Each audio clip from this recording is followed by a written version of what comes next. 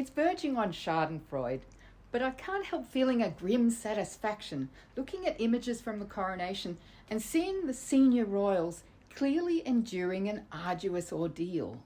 They all looked tired, stressed, and just a little bit unsure that this was really a good thing to do.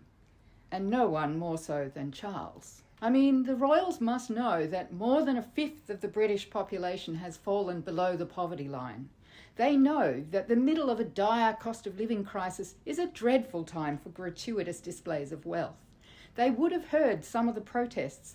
Their media monitoring would have told them how high resentment is running right now. Maybe that's why the whole event had a kind of grim, going through the motions vibe, like they knew they couldn't afford to look too keen or too proud. William didn't even bother to learn his lines so he could look his father in the eye and at least sound sincere when he pledged his allegiance. He'll make a terrific king one day. Actually, he and Kate looked like they'd been fighting.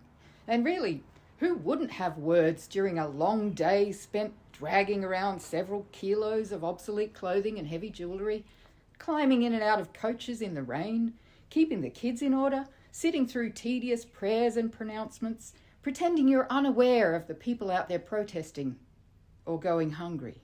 Because if America has guns, Britain has weaponized poverty. In the United States, obscenely rich people aren't obliged to literally parade their piles of stolen gold down the street, elaborately molded into carriages for them to ride in as they wave to the gawping citizenry. But in the United Kingdom, this troubled figurehead family is funded by the taxpayer and thus obliged to be both emblem and scapegoat. And it's not just a matter of class.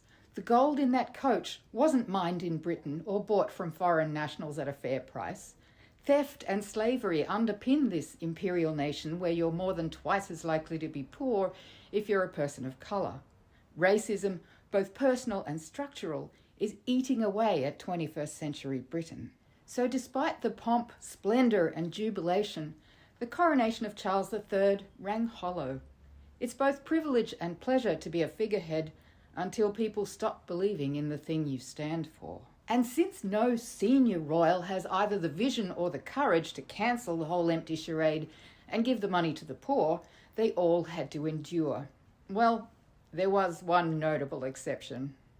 Big not my problem vibes here.